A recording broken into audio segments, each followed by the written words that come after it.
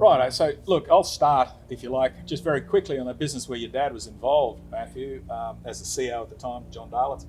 It came out of the blue. I don't remember how or why people were picked. I think Gary Butler and myself were hanging around the crew room too much or something, so they grabbed us and John, JD, and then two crewies. There was Snorer and Mark McDonald, was it one of our crewies?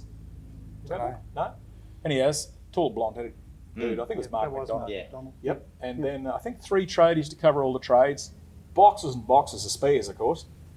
The A-frame tanks we talked about before, which were just centre tanks that got from stores or whatever, built them into these A-frames of aluminium, slid 2 of them up there. We had more fuel inside than the Chinook could normally carry. It gave us that much in the way of legs, you know. But then because the old girl used to chew through the oil in the engines, we had to fix that too. It couldn't be airborne for that long, they'd run out of oil. They went down to Bunnings or the equivalent at the time and got this bloody garden hose clear plastic piping and taped it with 100 mile an hour tape on the inside there, ran it outside, taped it to the spar and that down into the actual box, the oil box for the engines, just plumbed her in there with 100 mile an hour tape, and then inside here just a funnel. And they had a big box of cans of oil. And on a time, because they didn't know how the oil, consumption was going, they just estimated, on a time, grab a can, into this bloody funnel, suck her in, boom, that was it. And we did that right across the Timor Sea. I think they actually did tests on that aircraft before they to see what the consumption rate was, to see what its fuel, and then oil consumption was. A big was. pad to it, a big amount of extra time and stuff, obviously. But yeah, it worked perfectly well. We didn't run out of oil. But it was a great trip. Again, it was like these trips we were talking about. It was just amazing the sort of variety of things that you could get.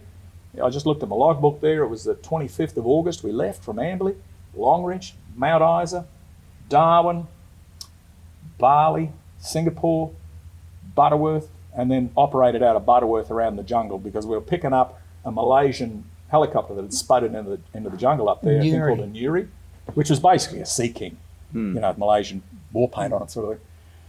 That was the start, and like I said, once they found out what we could do, and wow, look at this, they started finding other work for us, and it went on for a period of time, a couple of weeks or whatever, up there, and then back, reverse the track and come home. But the trip across the Timor Sea, they weren't sure how the hell we were going to do this without drowning, and so they had, the fuel was fixed, the oil consumption was fixed, they had an Orion ghosting us the whole way across there for top cover.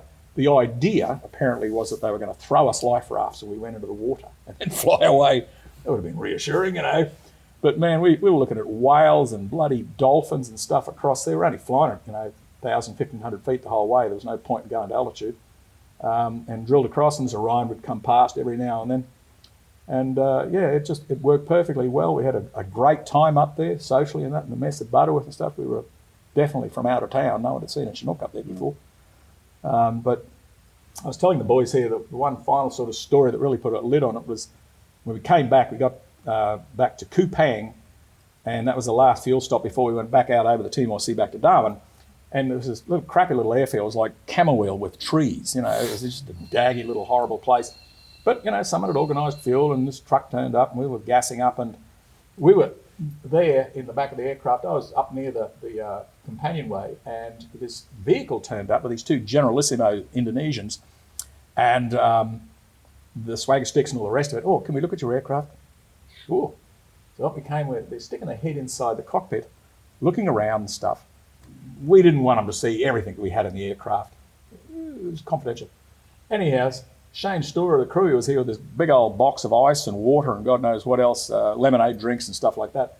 And they were starting to look around where we didn't want them to look. And he said, "Gentlemen, would you like a cool drink?" "Ah, thank you." Whoosh. They eventually left, and that was that sort of thing. The interesting thing about something like that happening out of the blue is, when I was flying Chinooks and other aircraft, you always give the engineers down in what was support command in those days a hard time for not letting us do anything or taking 5 years to approve a small change to the cockpit. Well, when something like this happens, these mods like the oil system mods and other things that just happen automatically and really, really quickly. So you try and do that stuff today. The support engineers were were good. Yeah. Oh, they built that thing in the bloody hangar in no time flat. It was amazing, and it worked. The thing was, it worked so well. And now Bluggy's saying they have an entirely different system, but same principle. Auxiliary tanks. Wheel them in there, plug them in, away you go. that was the forerunner of that stuff, I guess. But anyhow, yeah, and John Dahlitz ran that whole deal. He was great with us, sort of thing. He could have just sat in the bloody right seat the whole time, but Jesus, we'd only left Amberley, and I was in the right seat flying from Longridge to Mount Isa and stuff, because I came from Mount Isa, and that was a good deal to fly into the Isa, for the first time like that.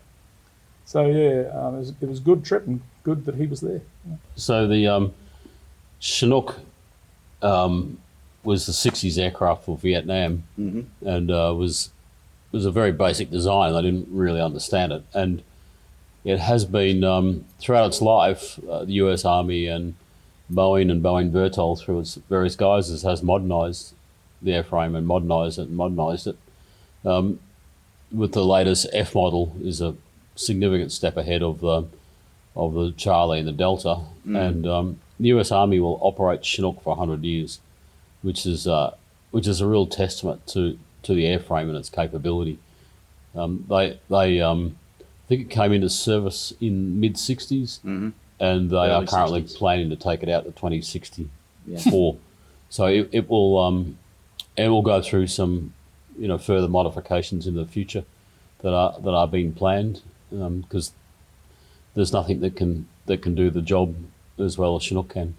So but the basic design will remain. Even the Foxtrot, the latest one, has a lot of features that were still on the Charlie model. They've improved engines, they've improved gearboxes, rotor heads, automatic flight controls, but ostensibly it's still the same aircraft. And the dimensions are pretty much still exactly the same. It hasn't changed at all, has it? They haven't changed.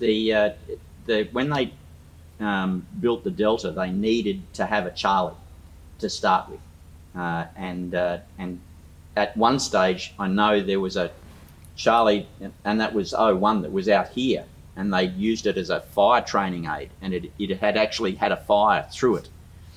Okay, and I know that Boeing actually came out and looked at that airframe when they were running out of Charlies to make Deltas. Were you privy to the time when the Squadron had shut down and they'd wrapped all of them in white plastic down 3AD hangar down there at Amberley? No, it looked like the Steggles 12 chickens. Hangar. Yeah. 12 Squadron hangar. Oh, were they in there? They kerned them and then they dehumidified them. Yeah. That's why they're in such good condition. They look like Steggles chickens all wrapped up and sort of thing, But the fact that they were called Chinooks. The structural design of the aircraft is what's called a monocoque. The skin is structural, which you say interesting, but when you were flying, it used to get really interesting, because the aircraft, when you picked up a heavy load, would do a thing called oil canning. So if you remember the old Rolf Harris, the wobble board, but it wasn't. It was loud. It would go bang when you pull the load up, and if you had the sun coming down the side of the aircraft, you could see all the wrinkles in the side as the rotors at each end lifted. And she'd sing, wouldn't she? And the weight at the middle would actually to bend the fuselage. Yeah, so it's really clever platform, the way it's designed and the way it operates. As I say, it's complex, but through life they have engineered out a lot of the issues, and now the Chinook is probably the cheapest and the most reliable platform workhorse, that the Australian Defence Force operates. I remember a time when after they disbanded, I think before it sort of got back and operating with the Army and that a lot of the reason they came back into existence was the cowcockies out around Western Queensland that were blowing like hell during flood relief and stuff like that. They just didn't have them there in support, because they were an amazing support platform for them out there, bloody hay bombing and stuff. I did stock and that. I did flood relief with a Chinook. It was incredible because you could put it right on the spot. A year later, I had to do it in the C-130. We basically had to bomb it, spread it all over the place. But there were sort of two things I remember really clearly from that. One is we couldn't navigate because all the roads were covered with water, so we got the Shire Council power lines to navigate with, because then we had no GPS. But you'd land at a property, because normally the homesteads are on a hill, and the cowcocky would get on board. And the first one, we learnt the trick. They'd put the headset on, and you'd say, where do you need to go, mate? over there. So we turn their volume right up. But then you get airborne, and it'd say, which way, mate? Oh, I don't know. I've never seen it from here. Yeah. So it's okay if you come out of your house on your horse. Which gate do you go through? I'll go through that gate. Then where do you go? And that's how we'd find the sheep. But it was amazing. You can just imagine a Chinook full of hay bales, and just land and pull them out. Did you external load any stuff in doing that? Some for supplies for home, townships and that work. Because what was the hook? 9 tons, wasn't it? You put 9 tons. 20,000 20,000 pounds. It's still the same. That's still the Center same. one. Same hook, but It's a with fair, a it's a fair But you could amount. also, I mean, you could throw so much in the back of it too. Yeah. If you needed to evacuate a town, you just of stand them people, all up like sardines. Just push them in and push them in until they. Because CFG was never an issue. What was the Just there was stack a it, limit just stack it up. record in Vietnam? They put 136. 136 was it? And in the 136 people. Falklands, the Falklands. POMs did a similar thing with Marines, but they were all gunned up. They had, I think fully they were equipped. Gurkhas They were and- 80 yeah, in the Chinook. yeah. But just to give you an idea of its capacity, I remember flying out of Townsville one day up to high range training area, and we took off about the same time as the Caribou, and we passed the Caribou and called on the radio and said, "What do you got on board?" And they said, 2 passengers and 1 Land Rover. I said, "What do you got on board?" We got about 10 passengers, 2 Land Rovers inside and 1 on the hook underneath. and we passed them, but their fuel bill was probably $100. Ours would have been $3,000. Yeah. Yeah. Well, in one of these with a triple hook on, I had 3 fuel blivets underneath the aircraft, and I went past a Chinook, a Caribou in Shoalwater Bay. Literally flew right past him. The back of that, you sort of look at it and you think, well, you couldn't fit that much in there, but they could plonk that on the ground, and we did it one day there down in New South Wales and drive a Land Rover with a 105 howitzer attached to it in there, buckle it down, go. No detaching them or anything, just drive in there, close the door and go. Bloody amazing. We were up in New Guinea on a training trip, and we got approached by one of the missionary people up there. And what they'd done is they'd had a whole lot of pedal sewing machines donated by the government clothing factory in Melbourne. And they were trying to get them out to this school in the middle of nowhere. And I said, well, how do you get them there now? He says, well, we load them in this Cessna, we fly them up the Seapic, then we put them in a canoe, and we paddle up this tributary of the Seapic River, and then they carry them through the jungle One at a time. to this school. And he said, and we approached the RAAF guy in Moresby, and he said, yeah, do the job. And we said, righto. He said, how many can you take? I said, how many you got? And he said, we got 44. Load 'em up. And I said, load them up. And we flew straight to the school, dropped them off. And they've been trying to get these sewing machines to the school for 3 years. And they've got 4 there in that time. Look, very early in the piece, I think it was aircraft. Nicholson and O'Dwyer. Skippy O'Dwyer were practicing external loading out at a little satellite airfield just west of Amberley, near Rosewood, and the Army Aviation guys used to use it as well. And they picked up this load, which was just big bladders full of water. So that was off on the external hook, and one of the engines, I think, can't remember which one it was, left-hand one, exploded and sent shrapnel and turbine blades and things through the hydraulic system, through both hydraulic systems, unfortunately. They managed to splotch back onto the ground. They weren't that high. And actually the water bladders that they were carrying as an external load helped cushion them. But the aircraft was really badly damaged. We were just talking about it before, about the pilots jumped out, but they had a passenger on board that they had to go back and drag out across the instrument panel. But that aircraft was pretty badly damaged, and 3 Aircraft Depot worked on it for years and eventually got it operational again. So look, it's the fact that I mentioned before, talking about flying Iroquois with 1 engine, where you're always looking for somewhere to crash. Having 2 engines was just such a huge improvement, And also the fact that we had fire bottles too, so if you did have a fire in an engine, you could actually try and put the thing out. The fact that it's a very robust aircraft, and even though it leaked and it was very maintenance intensive, it just seemed to keep going. And I think someone mentioned earlier in the piece, the more you flew it, the better it was. Yeah. Shutting it down was the problem. Yeah, that's Every it. time Yeah. you shut it down, you never knew whether it was going to start. But as long as it was up and running, Yeah. it'd go Well, forever. Time and again, Keep you'd putting be gas flying in. one on the and you'd park it for the night, and it was due to go into the hangar just on a time-based maintenance schedule sort of thing, go into the hangar for servicing, and you'd think, that's the end of this old girl, and then you'd come out of the hangar and it was just a bucket of shit, and they'd test fire and knock the bugs out of it, and it flew perfectly well, But the thing about the aircraft and its size is that often a lot of people don't realise is how important the crew coordination was. Because I think Brian said earlier, the pilot's flight and the back of the aircraft follows it.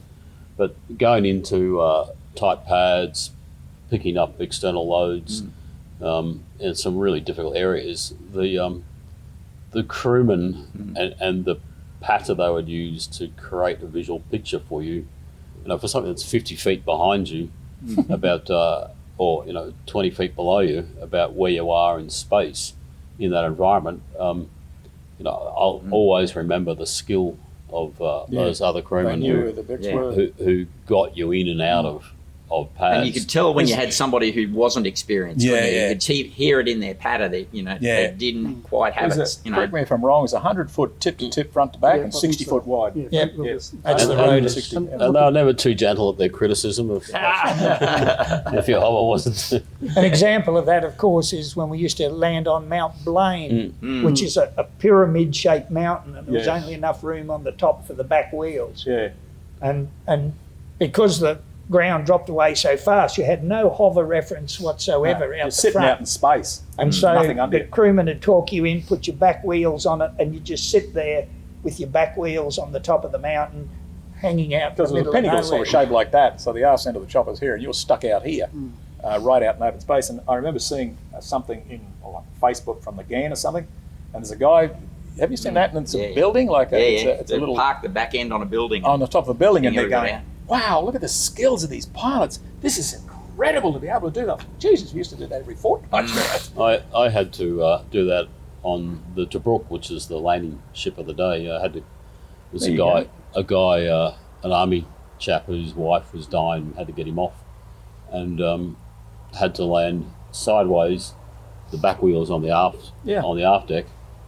The ship's doing about 15 knots into a 15 knot headwind, so 30 knots is the maximum crosswind limit, and hover sitting about 40 feet off the ship over the water. And I couldn't have done that without the crew, really they create a picture in your mind through their words. Yeah, word picture. It was a really incredible skill. You could land on the Tobruk across it, couldn't you? Good. Get four Yeah. wheels on. Yeah, that's the front spot. Front- on the not front the, spot. Not on the back spot. No.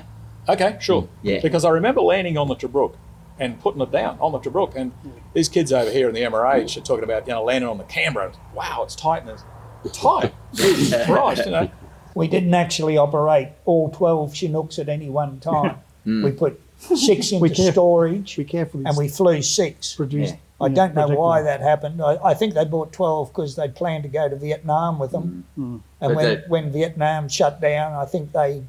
The major problem when I was there at the end of 87 was the spare parts supply, and particularly things like rotor blades, because the Charlie was going out of service everywhere.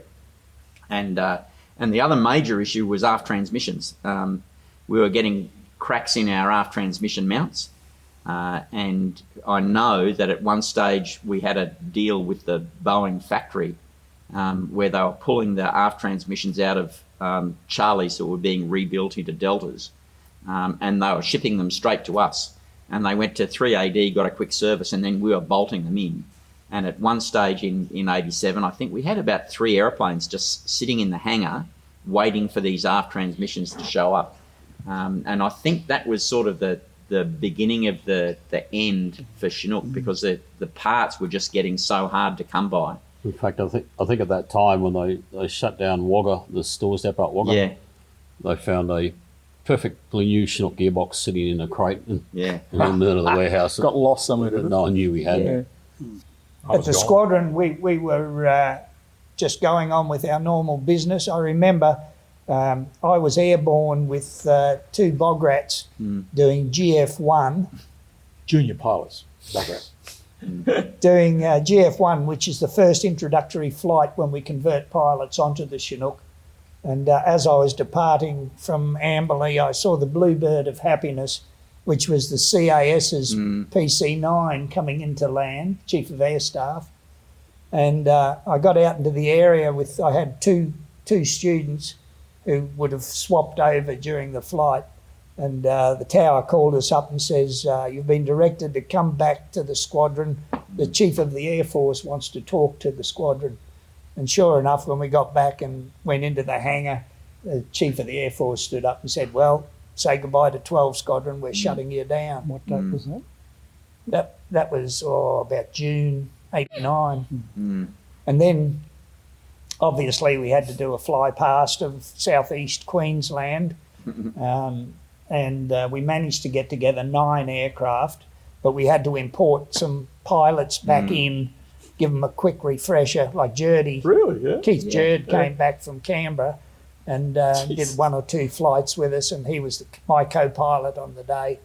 And we did a 9 aircraft formation right around southeast Queensland, including we landed on the Oval at Enoggera Army Base, and the artillery battery there had set up all their howitzers around the outside of the Oval, and we landed and they all fired a gunfire salute to 12 Squadron, and we all took off, much to the dismay of the local people. And that was it. That was, I think, the last flight, except for maybe a couple of test flights. And then we mothballed all the Chinooks, wrapped them in plastic, took their blades off, dehumidified them so that they wouldn't deteriorate. Navy left all their trackers sitting out in the weather down at Nowra. And then later the Army made the decision to upgrade the Chinooks to D models. And You know they were in such good shape that we actually got a refund. That's what I was alluding absolutely. to before. When they were in Yeah. those chicken steggles wrappers, I heard a story that the tit for tat banter went on about getting D models. There was some trade deal. Look, we'll give you, and so on and so. Well, you give us this, and we'll only charge you this for the D models. And it got down to a point. It was just, the Yanks just gave up. Oh, okay, give them to us, and we'll give you D models. They just swapped them because they were that hard up the skins. They were in that good condition, like he It says. was 6 Ds for five Five Ds, Ds. 5 Ds was it? for 5 11. Ds Or 11. and spares, 11. 11 skins. 4. Is that all? Yeah. We only got 4. No money We changes got hands. Do you 4. have anyone for 3? What we did was we got 4, and the original deal was we give you all of ours, our Charlies, and we'll get 4 Deltas back, Plus spares. plus spares and a whole bunch of other things, and we'll pay you some money here, there, and It was everywhere. like a used car lot. It was. But as it turned out, the Boeing plan was that we were going to get the next 4 Deltas off the line, right? And we said, no, thank you very much. We'll have ours back again, please. As D models. As D models. So that's why, we've got those aircraft. So we got our 4. The other 7 went to Hawaii as Deltas. But yeah, as I said, the part of the process of changing airplanes from a Charlie into a Delta involved a whole bunch of repairs to the aircraft. And because ours were effectively pristine, that they got to the point of doing these repairs and went, we can't actually charge you for repairs that we didn't actually carry out. So you can have all this money. And it was in the vicinity of $20 million, if I remember correctly, of repairs that they didn't have to carry out to our airframes. So we got a refund there. That's how this aircraft 04 was the one that went to Malaysia as a C model, came back to the Army as a D model. Yes. Yeah. How many Foxes now have we got, just in context sort of thing? 14. 14 Fox models, right? Compared to, what did you get? 4 D Well, models they bought 4, and then they bought the 4 Ds, which are our original airframes, Yes. and then we got 2 whitetails. So when they ran out of Charlie models Yeah. to rebuild, they started building what they called whitetail What is that? airframes. They're brand new. Without, Oh, without a right. customer. Oh, Yeah. right. Okay. So they built a whole bunch of aeroplanes, and they actually had two, and they were the international model with the radar in the nose and a bunch of other things. Oh. But they ended up giving us a special deal where they converted them to this. Yeah. So we ended up with 6, and then subsequently we Yeah. Well, again, it's a testament to how great a machine it is. But the, that you start with that number, and you're up to Yeah. 14 of the brand new models up there in Townsville. The Boeing Chinook factory was an old locomotive factory, Yeah. which Was I it? think is very appropriate. It's appropriate for the shape and size.